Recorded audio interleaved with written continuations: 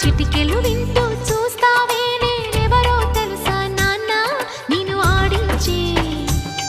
నీ అమ్మనురా నువ్వు ఆడుకునే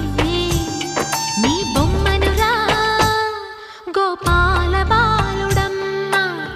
నా చందమామ పదే పదే చూసుకున్నా